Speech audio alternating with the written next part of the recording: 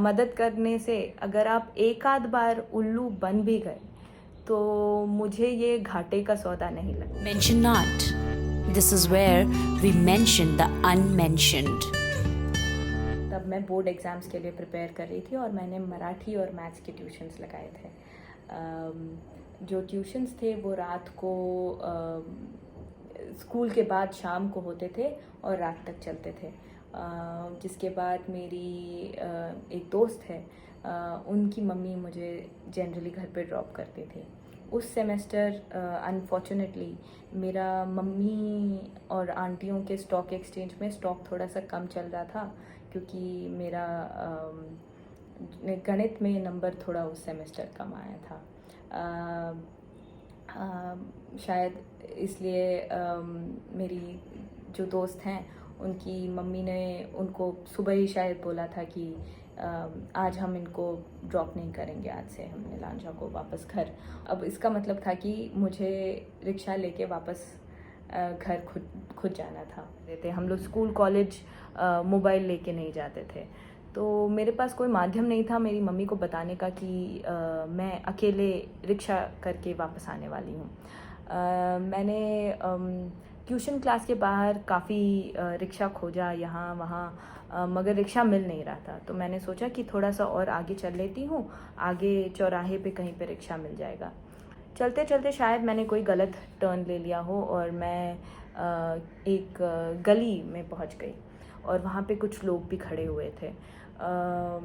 जब मैं चलने लगी तो वो मुझे पीछे से बुलाने लगे, जिसकी वजह से मुझे बहुत डर लगने लगा और मैं फट फट फट फट फट फट करके जल्दी जल्दी उस गली से बाहर निकल गई। 30 मिनट के बाद एक काफ़ी वृद्ध महिला थी, वो उस कॉलोनी से बाहर निकली और उनके हाथ में 2 बैग्स थे। और वो मेरे बाजू में खड़ी हो गई और मेरे ख्याल से वो भी रिक्शे का इंतज़ार कर रही थी। बहुत देर बाद एक रिक्शा आया। जब वो रिक्शा आया तो मैं जल्दी जल्दी भाग के मैंने रिक्शे वाले को बता दिया मुझे कहाँ जाना है, और रिक्शे वाले ने एक्सेप्ट कर लिया कि मुझे वो लेके जाएगा। एक साइड था मेरे दिल का जो बोल रहा था कि चलो चलो जल्दी निकलो, मम्मी को पता भी नहीं है कि तुम बाहर हो और तुमको घर जल्दी पहुंचना चाहिए। और दूसरा एक फीलिंग थी कि नहीं, मुझे आंटी से पूछना चाहिए कि उनको कोई मदद चाहिए क्या। तो मैंने पूछ लिया आंटी से कि आंटी मैं कुछ मदद कर सकती हूँ। उन्होंने कहा कि एक्चुअली मेरे हस्बैंड हॉस्पिटल में हैं और मुझे अर्जेंटली जहांगीर हॉस्पिटल जाना है। मैंने बोला कोई बात नहीं आंटी, आप मेरे साथ इस रिक्शे में बैठिए, पहले मुझे घर छोड़ देगा फिर आपको जहांगीर हॉस्पिटल छोड़ देगा। उन्होंने बोला इफ़ यू डोंट माइंड, क्या मुझे पहले जहांगीर हॉस्पिटल छोड़ा जा सकता है, क्योंकि ये अर्जेंट है। जैसे ही जहांगीर हॉस्पिटल आया, आंटी तुरंत उतरी और हॉस्पिटल के अंदर भाग गई, मेरी तरफ देखा भी नहीं।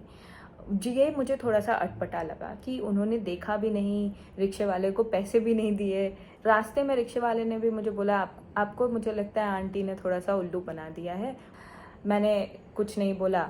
घर पहुंची तो मम्मी ने 2 चपेट मारे, पूछा मुझसे कि तुम कहाँ पे थी।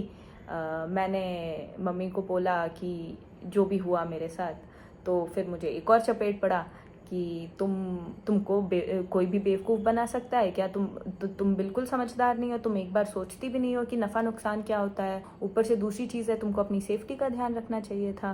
तो मैंने बस सोचा कि चलो ठीक है, आज का दिन ही राइट ऑफ कर देते हैं, और मैं सोने चली गई।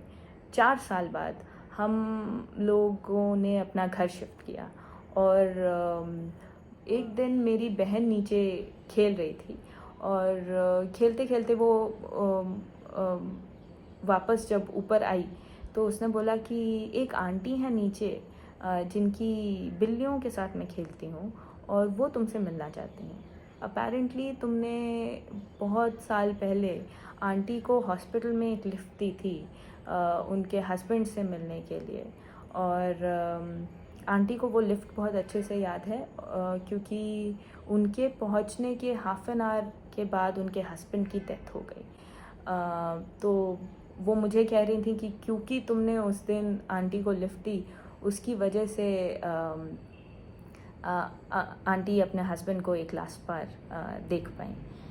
अब तुमसे मिलके वो थैंक यू कहना चाहती हैं।